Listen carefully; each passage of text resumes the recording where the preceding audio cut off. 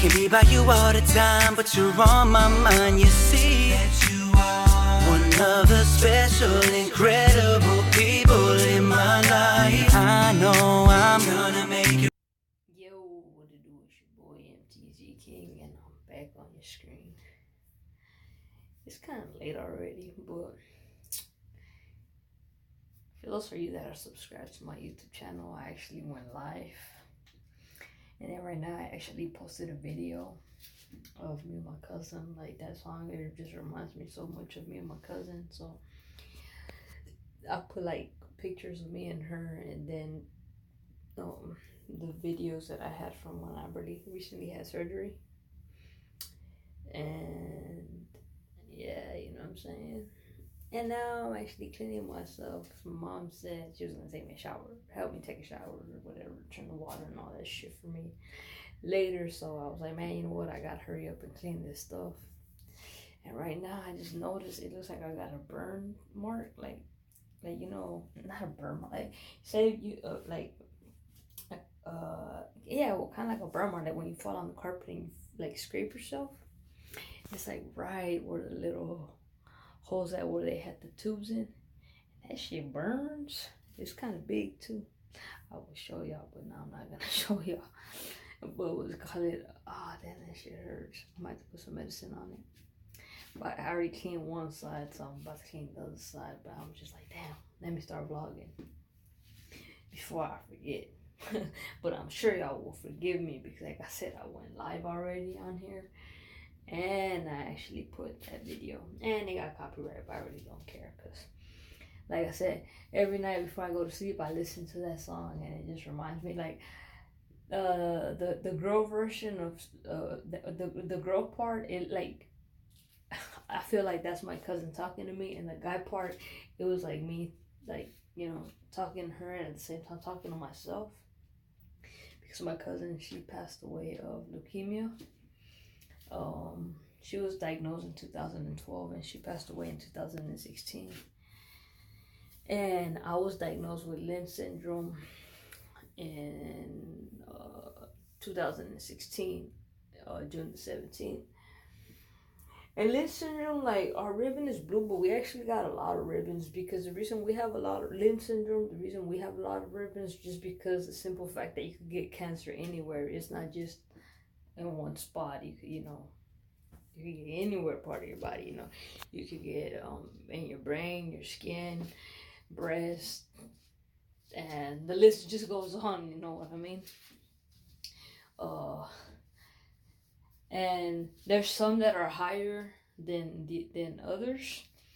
So basically, like, there's like a cool ribbon, and but this ribbon looks more like a ladder, and it actually has like all the colors, because basically there's really not a color.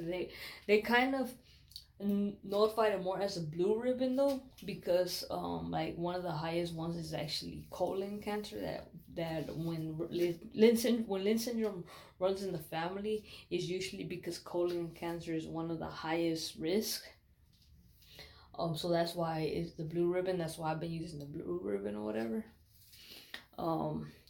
And actually, Lynch syndrome and colon cancer awareness month is next month. So like I said, if you wear blue, it doesn't necessarily have to be a shirt with a ribbon. It could just be a royal blue shirt. Royal blue basically is the color of my dad's jail. Is that color blue? Like I said, I'm gonna be doing a thing on my Instagram. If y'all send me your pictures or whatever, I'm gonna be making a collage and putting it on there for everybody who supports me, and more that supports like people that have Lynch syndrome, people that have colon cancer.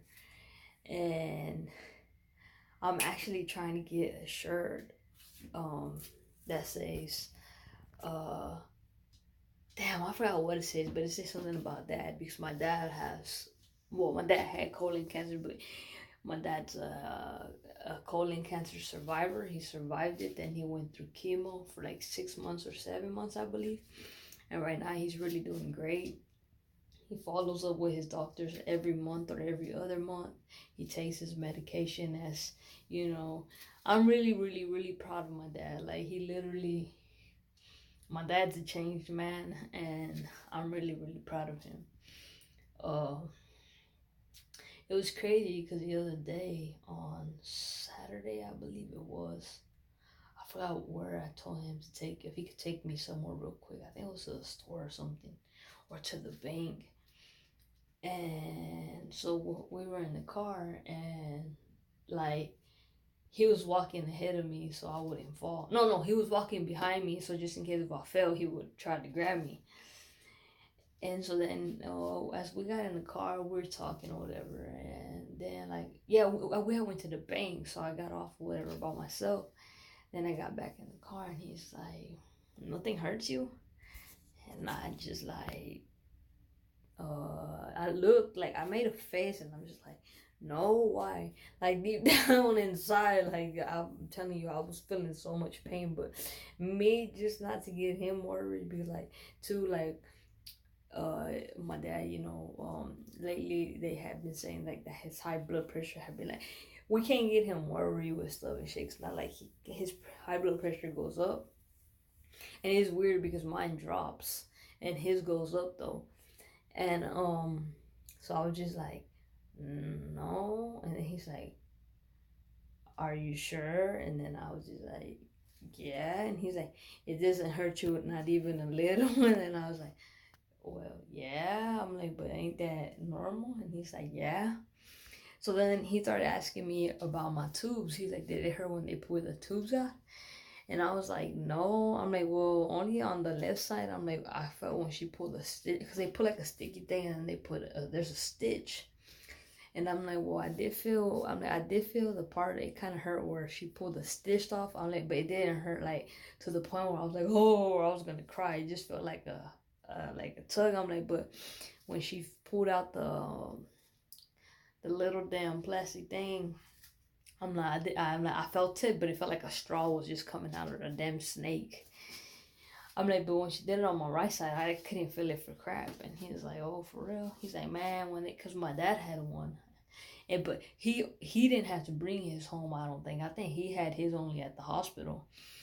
And he's like, man, when they pulled mine out, he's like, I felt that shit and it fucking hurt. He's like, that bitch just pulled it. I'm like, oh, hell no. And you see, the thing was, I was standing up when they were trying to pull mine, but the doctor, she's like, no, I need you to lay down because it's going to be better. It's going to be better if you lay down.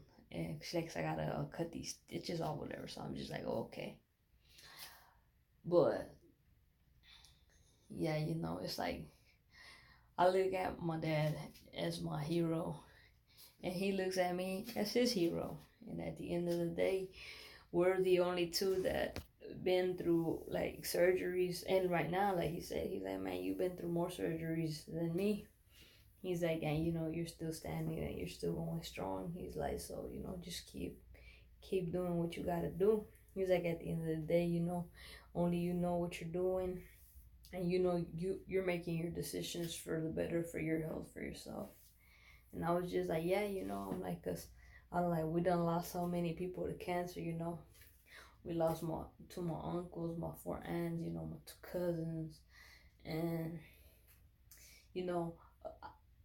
I believe I lost other family from like my mom's side.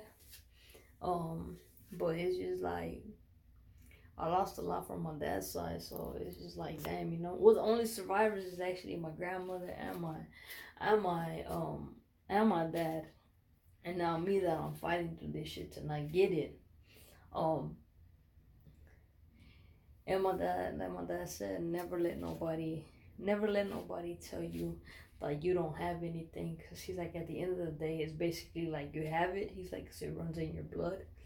He's like, so if there's ever an idiot out there that tells you, oh, you're acting like you have it, no, you're not acting like you have it, because literally you had the syndrome. And basically, like the doctors told him and my mom, basically, when you have the syndrome, basically you have the same effects and you go through the same shit as if basically you have it, because you gotta go get checked up. Every year you gotta get a colonoscopy. Every 2 years you gotta get the damn camera down your mouth. You have to be going to the liver doctors. You gotta go to the skin doctors. You gotta go to breast doctors. Like, you gotta go to all kinds of doctors, and it is just freaking a mess. It's crazy. You gotta be getting poked. You gotta be going through CAT scans. You gotta go through so much bullshit just like if you had the damn shit.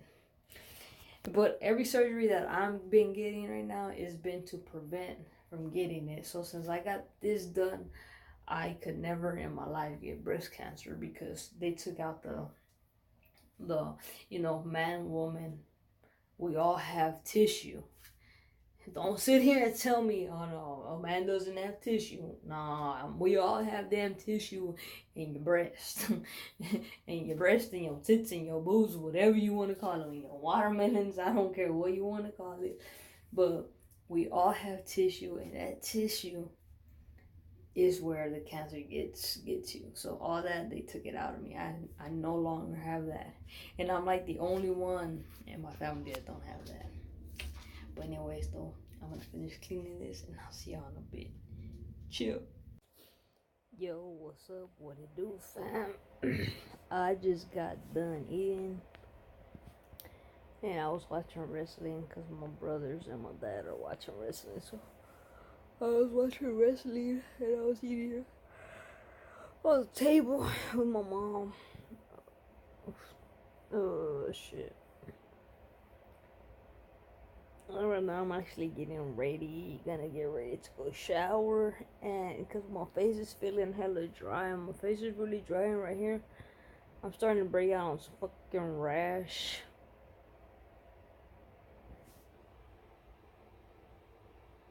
I don't know what the heck bit me or what, but I'm starting to break out on rash. And I think because my face has just been so dang dry. So yeah, man, the video that I posted on, the one that I made, that little, it was like a music clip, whatever, that reminds me of my cousin and like of me or whatever. Man, I posted part of it, 'cause of course you can't post the whole thing on TikTok, so I posted part of it. God dang, tell me why the heck I already got like 800 some views on it. And I got 30 hearts, and I don't know how many comments already on it. I'm like, man, I think I'm really gonna blow up. Did I say Musically again? I'm in TikTok. If I said Musically, my bad. I'm in TikTok. Actually, I don't know if I said Musically or TikTok, because it used to be Musically, but then they changed it to TikTok or some crap like that. So I don't know though if I had said TikTok or Musically. I don't know, but it's TikTok anyway. I had posted it just from the few minutes. It didn't even take 3 minutes that I posted it, and it already had 800 and something views, and it already had 30 hearts, and it already had who knows how many comments. And I'm just like, what? Like, dang, y'all loyal. Y'all really loyal on there. I haven't even checked how many likes I gotten on YouTube, and that's at a point I posted it on YouTube before I posted it on there, because I just posted it on there. Right now it's probably barely been maybe like 30 minutes since I posted it, and just within within the 3 seconds that it had been posted, it had already got so many hearts and so many views. I'm like, dang, I'm almost at a K on it. We're doing big things, cuz we're doing big things. But yeah, there's a lot of people that got opinions though. There's like some people that be like, oh, let go, da da da. That's not the point, man. The point is, when you love somebody, a loved one, there's no possible way you could let go or stop thinking of that person ever, especially if that person meant something to you. There's some people that, it's easy for them to let go because obviously they didn't have that kind of relationship, a good relationship with somebody. But when you have a good bond and a good relationship with somebody that you love and care about, of course it's not gonna be easy to let go. It's something hard. It's like people say it gets easier as the days, as the months, as the minutes, seconds pass by, but it really doesn't. In reality, it gets kind of harder. And I know that because I've been dealing with the situation of my grandfather, who was the very first person I ever lost in my life, and I was only 7 years old. And actually, his anniversary just had came up. But I get so emotional on talking on that topic of my grandfather. I haven't been able to really talk about that topic on my grandfather because I love my grandfather with all my heart, and this is my grandfather from my dad's side. Till this day, I can still hear his voice in my head when he used to speak to me. I only got to meet him when I believe I was 2 years old, but I would always talk to him on the phone. He would always tell me I was his baby, that I was his special baby, that I was his favorite grandchild at the moment. And I still remember that for being so young. And it's hard for me, it's overwhelming for me because I don't even want to talk on topic because I'm gonna start crying.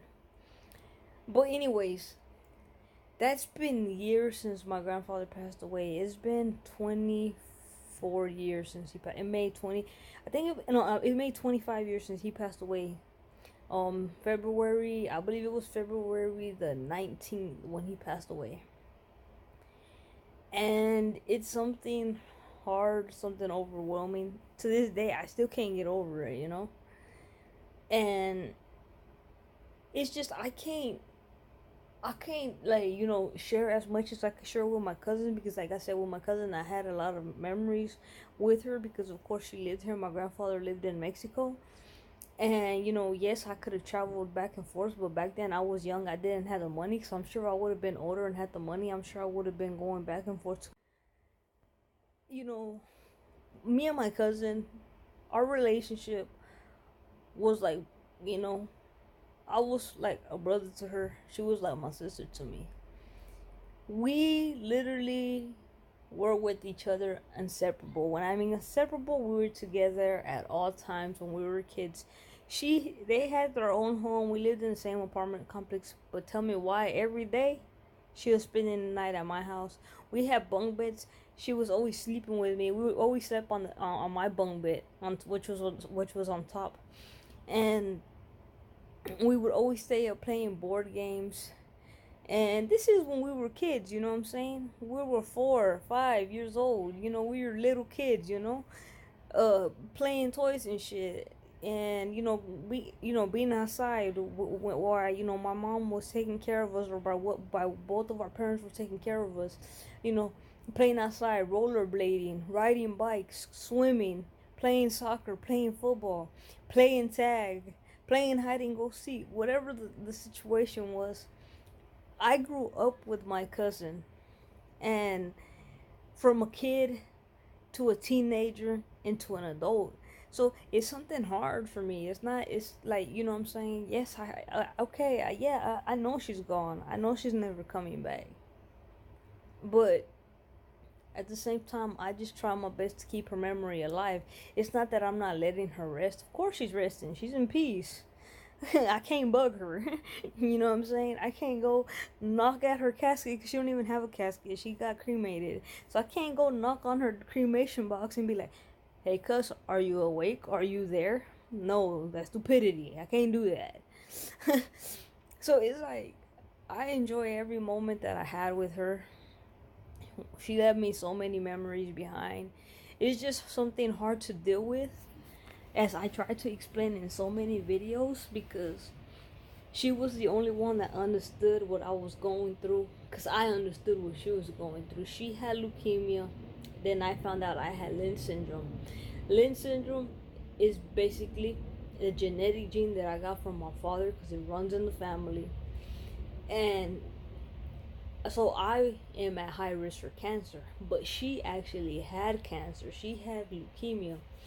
At a point, they had thought I had cancer. They checked out the mass and stuff, but they were like, nah, you know, it's not. Instead, mine was, I think, a cyst or some shit like that. True facts, though, when they did surgery on that, it ruptured. So they had to take out so many damn organs out when it ruptured, because it ruptured while they were doing surgery. That was back in 2017 on me. So, you know, I was just like, wow, you know, because it was like, I was there for her in her hard times, and we were like fucking Kool-Aid and sugar, man. Without the Kool-Aid, without sugar, it just ain't right. It's like without milk and without the cereal, it just don't taste right. So it's like she was like my other half that understood me, because we could understand each other, because we were basically going through the same thing. And so it was just so crazy. It's like anybody normal could be like, oh no, just let her rest already, this and this and that. Anybody normal could say that. But let me see if you ever have what I have or what she had, and you try to deal with your situation without having somebody, you're gonna feel fucking like, damn, nobody understands me. There's nobody that understands me out there. And like sometimes it's okay for nobody to understand you. 'Cause sometimes nobody's gonna understand you. Only you will understand your pain. Only you will understand what you're going through. It's easy for a woman or a man to be like, ah, nah, you're just complaining. You're just a whiner. Let me see you get parts of your body removed. Let me see you get what you have to go through and shit. I even think, honestly, both surgeries that I've gone through, I honestly think those are like the most difficult surgeries that anybody could ever go through. I think that's even worse than going into labor, honestly. Even my mom said that shit. And from hearing it from my mom, it's just like, whoa, I thought labor, everybody said labor is the worst pain that anybody could ever, anybody could feel, especially a woman. So hearing them words from my mom, I'm just like, okay.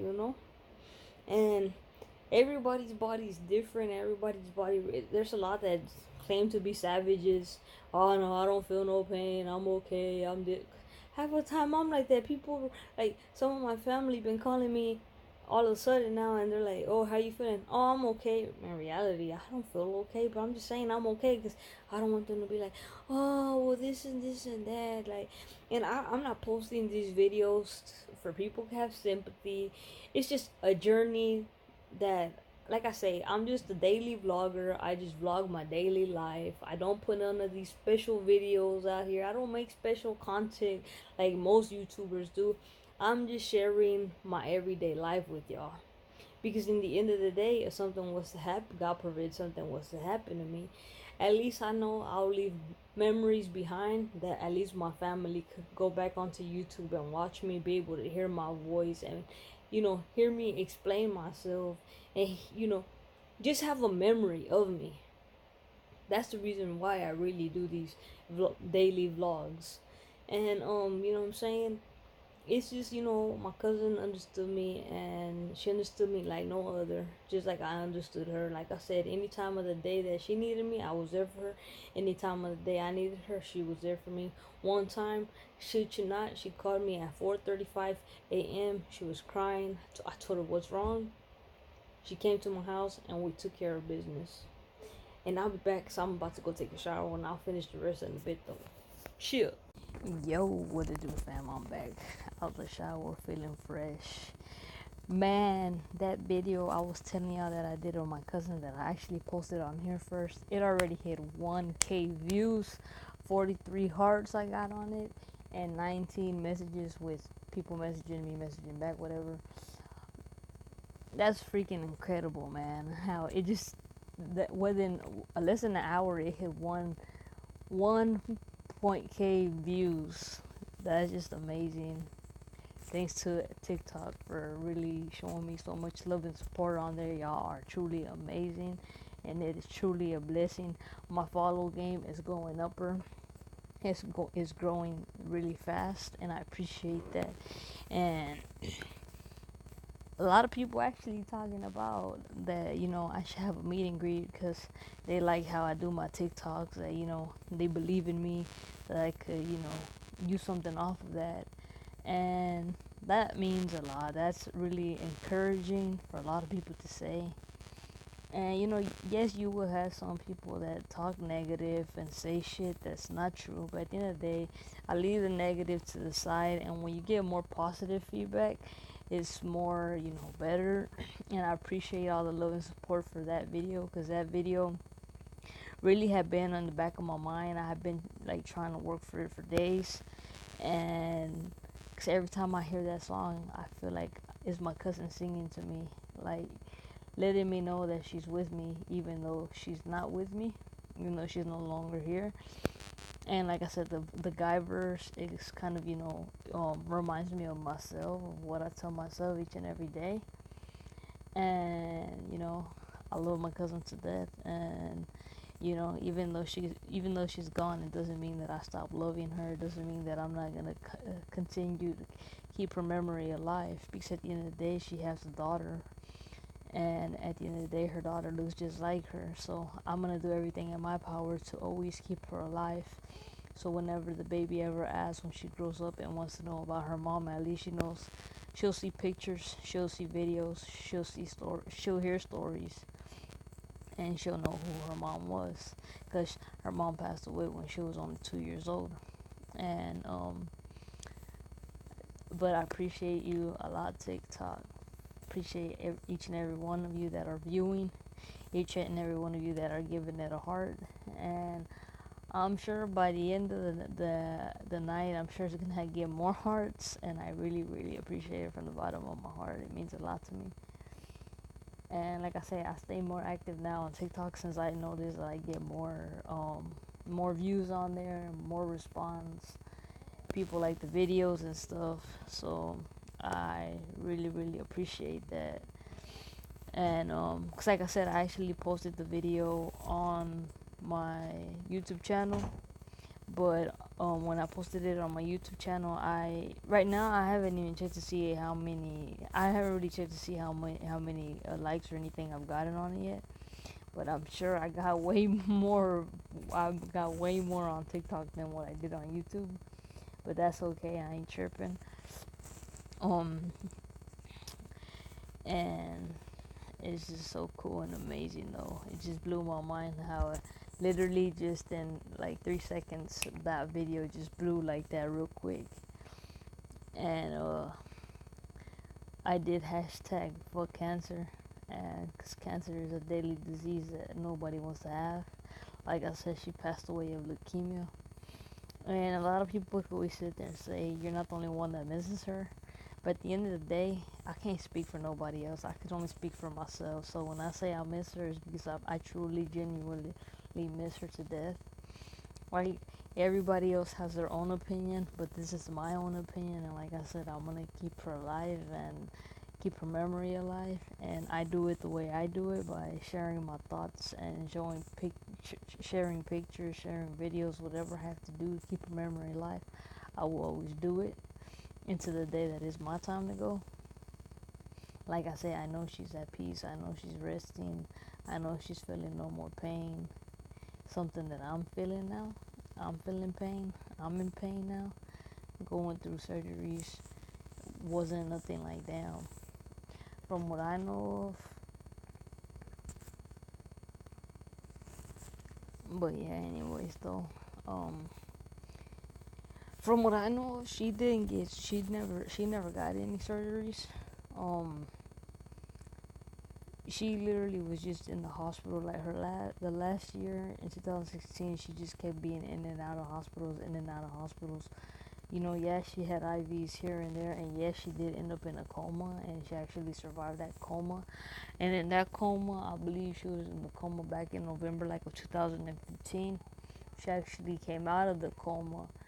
But after that, it just went downhill from there. Then I remember back in July, they had told her that the doctors had told her they only gave her 6 months to live. And when I found that out, I was just like, damn, like I couldn't believe it. And actually, she didn't even live them 6 months. She left before the 6 months. And it was just something so crazy, so hard. Like I said, I had talked to her the day that she actually ended up in the hospital, and then the next day she was gone. So it was kind of crazy. But like, that's the backstory on it. I actually have a video where I think I'm talking about everything on one of my vlogs. I can't exactly tell you what vlog it is because it's been a while now. But you could probably just search it up and look for it, and it's just something so crazy though. And you know, she would always ask me like, "Damn, cause how you so strong?" Cause I've been through a lot of surgeries. A lot of people don't know that, but I really have been. Since I was a kid, I've been through a lot of surgeries. I've been through. That's why I tell people I've been through hell and back. And people, when I tell them my stories, they're just like, "How come you always smile? How come you always seem so happy?" At the end of the day, sometimes just putting a smile on your face and pretending like you're happy makes it easier for nobody to ask you what's wrong. Because then when people ask you what's wrong, then that's when you start getting in your feelings and you get sad and emotional. And I've been the type of dude that I never really show my feelings, my emotions. I barely started doing that recently as I got older. But as I was a kid, my thing was just to survive, to be able to see 21.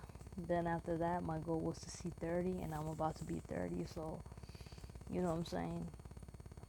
Every year is just another blessing for me.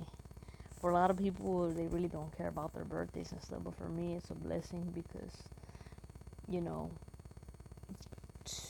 to be a kid, a teenager, and then to tell you you're only gonna live to 21, and all you worried about, all that between that whole gap wasted from when you were a teen all the way until you were gonna hit your adult age, you just worried about, am I gonna see tomorrow? Am I gonna see tomorrow? Are my parents gonna have to bury me? Are my parents gonna have to bury me? What is it gonna be like without them having me? That was in the back of my mind. I really wasn't worried about, oh, I want to have friends. I want to go here. I want to go there. And the word friends don't exist to me because a lot of people knew my situation, and they knew that I was in and out of the hospitals like crazy when I was a kid, when I was a teen. Did anybody ever show up to see me? Like, you know what I'm saying? They had moms, they had dads. You know what I'm saying? They could have told their parents to take them to the hospital to visit me. Nobody ever showed up, you know what I'm saying?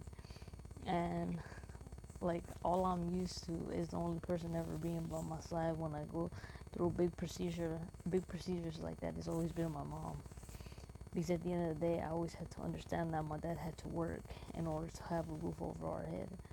And yeah, he would go see me when he would get out of work sometimes, but sometimes he wouldn't. But in this situation, he couldn't go because, like I said, he fought cancer. And once you have like cancer, or once you have Lynch syndrome, our immune systems are really weak, and mine is really weak because I have low blood counts.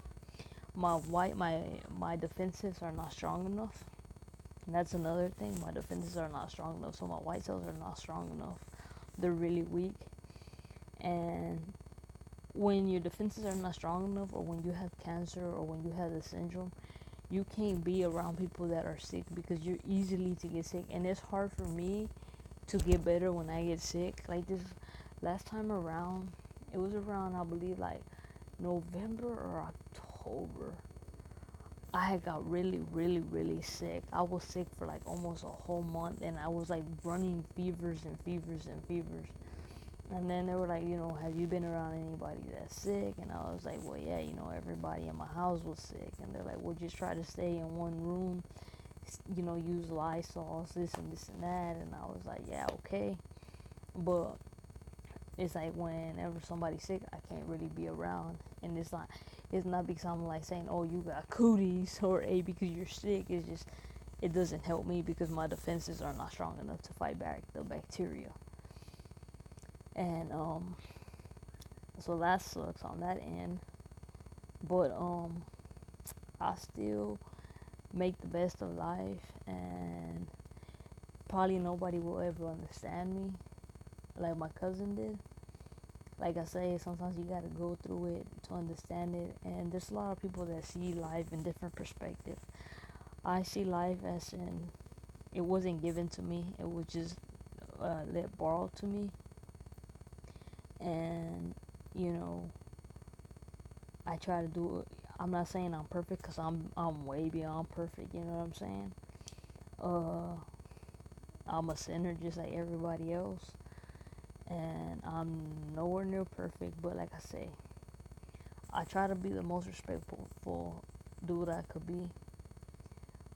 I try to be the most. I've always been loyal. That's one thing. I've always been loyal to whoever you may be. I've always been loyal. Whether you're a family member, whether you're my girl, whether you're somebody that I just talked to, I've been the most loyal person I could be in my life. That's one thing for sure.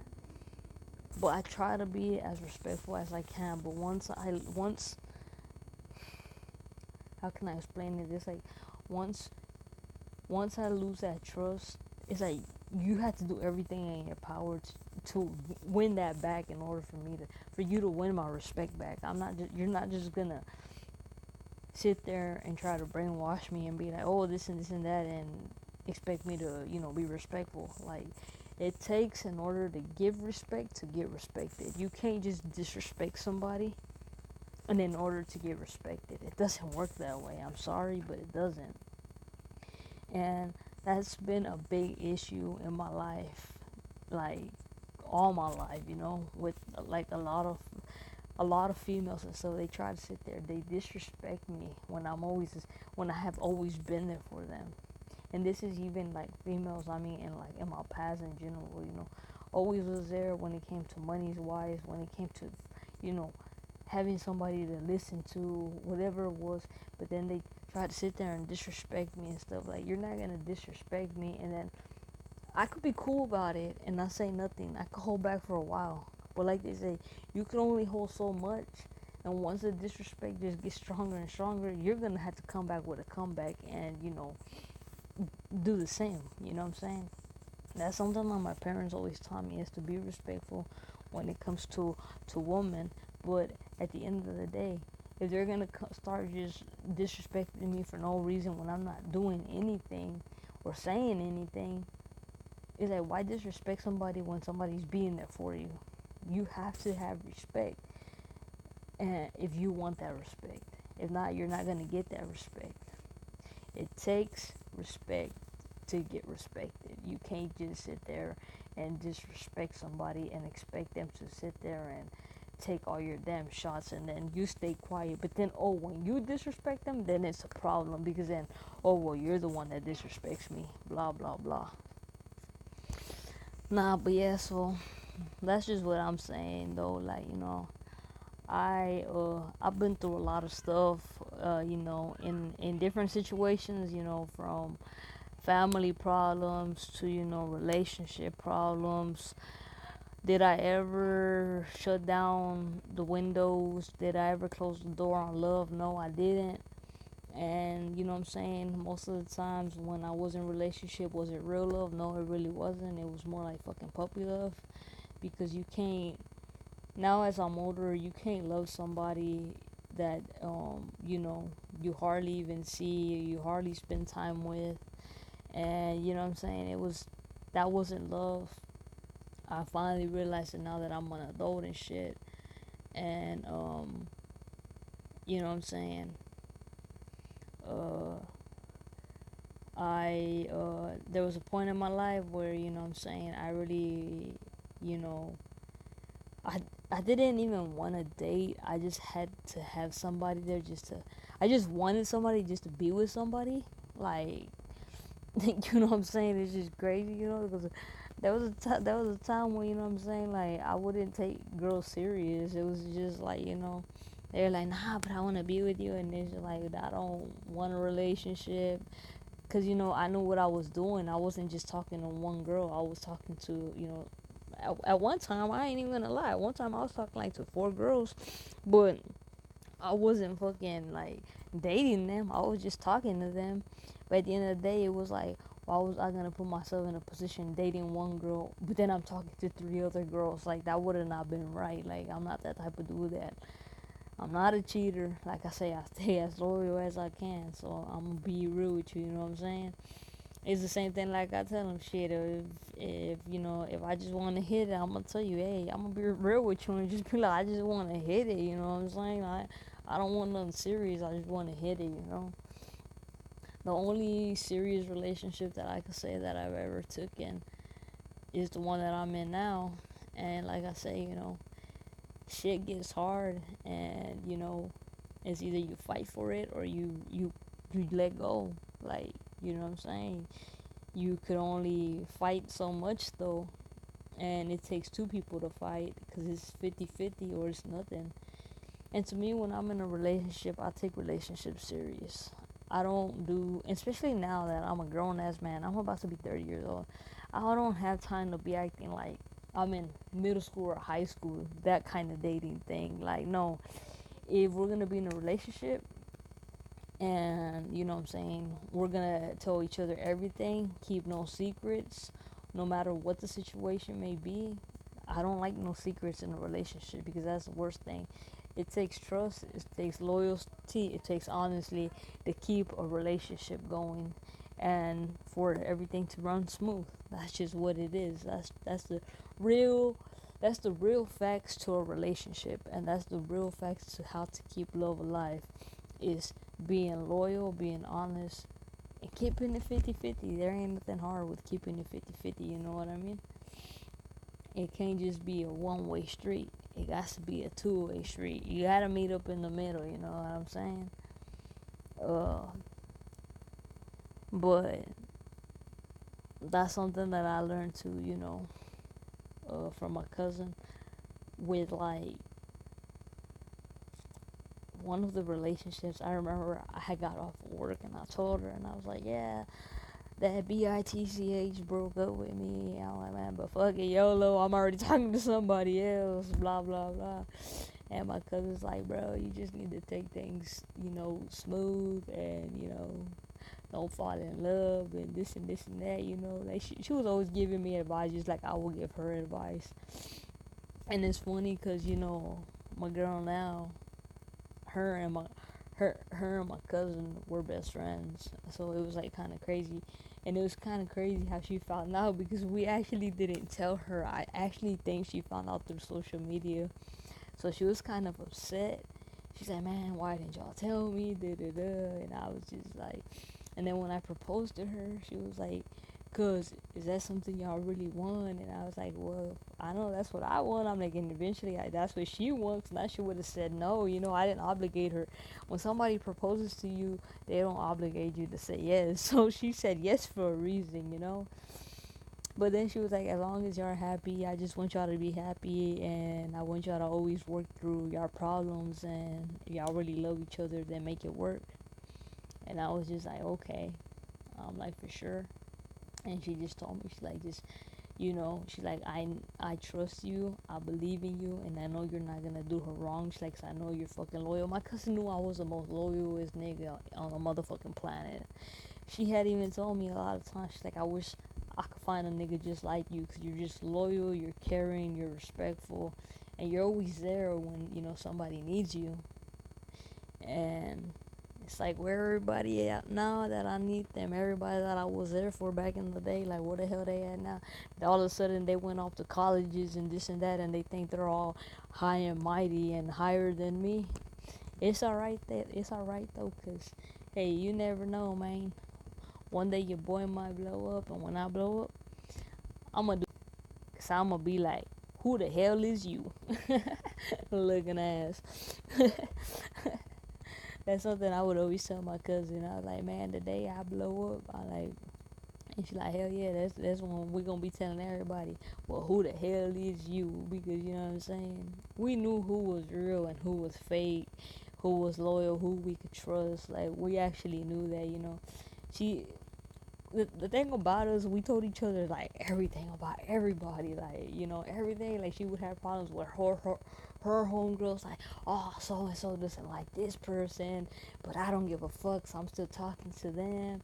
They're all my friends. They just need to stop acting like kids, and they just need to, stop acting so damn childish. They act childish. They do this, they do that, and I'm just like right there listening, like tripping out. I'm just like, yeah, that's true. And I would tell her shit too, and she was just like, damn, that's crazy, and blah blah blah. And you know what I'm saying? She left me a lot of memories to that help me now try to overcome stuff. And I miss her dearly though. I really do. I really miss her dearly. The other day, that's the reason why I was crying, because it was just like I was I had got one of my folders, and we used to write letters and shit. So I was reading it, and that at that time I was sick, and she had wrote, "Hope you feel better, whatever, or get well soon." And then she put, "Love, Christina," and I was just like, that shit made me cry. It hit me hard, because it's like, now that you just got surgery, I'm missing messages like, "Hey, cuz, how you doing? How you feeling? Do you need anything?" Usually she would just pull up on me and surprise me, and it was just like, damn, like I haven't gotten surprised.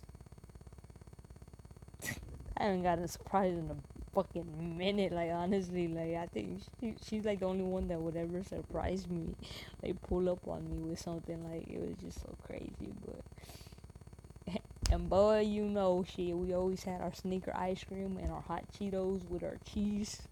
That was just us with our pickle, Kool-Aid, and Jolly Ranchers. Hell yeah. It was something so crazy and amazing, though.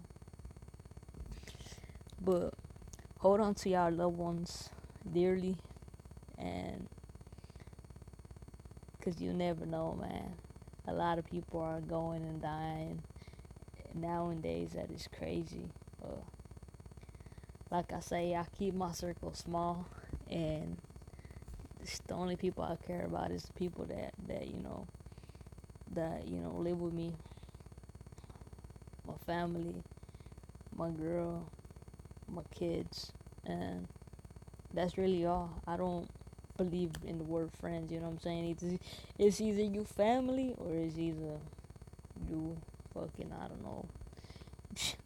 You know what I'm saying? I don't know, because I don't believe in the word friends. But anyways, though, I hope y'all had a great, amazing day. My day has just been sleeping like the usual with this damn medication. Just sleeping, having to clean myself, eating breakfast. I kind of eat breakfast twice, because my mom wakes me up like around 6:50 something, or 6:40, to give me cereal, because I have to take my pill by 7. Then usually like around 11 o'clock or 12, she'll either make me like eggs, or huevo with chorizo, or huevo with like the weenies, whatever. Or like, she'll, like today we actually had tuna, and then like she'll make me lunch or whatever, take my medicine again, and then I'll crash out again.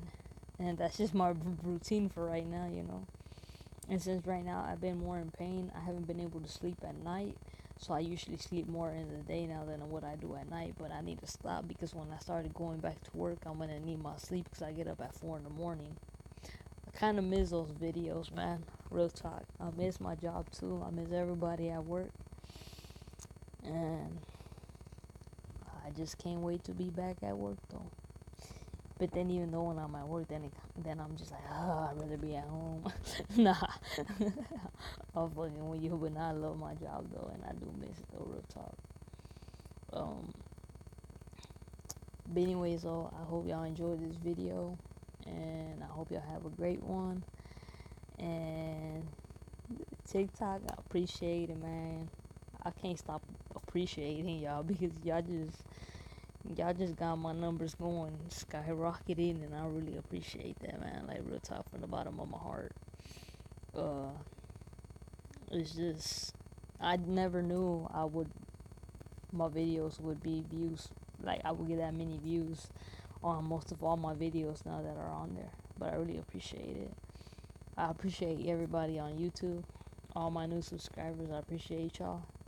Everybody on Facebook, everybody on Snapchat, everybody on Twitter, everybody on my SoundCloud, because I do music too. And I'm working on a new song, but that song has a lot of strong full meaning to it. It's like me talking to God in that song, and it's going to be one. I've been trying to work on that one for years now, but I finally am gonna accomplish it, and I'm gonna make it happen. And thank you, God, for another beautiful day. And thank you for all my blessings, even though I'm in pain, but you helped me overcome that pain. And thanks to everybody who's watching and always showing love and support. That means a lot to me. With that being said, don't forget to like, comment, share, subscribe, join your boy MTZKING, and I'll see y'all tomorrow. Much love. Chill.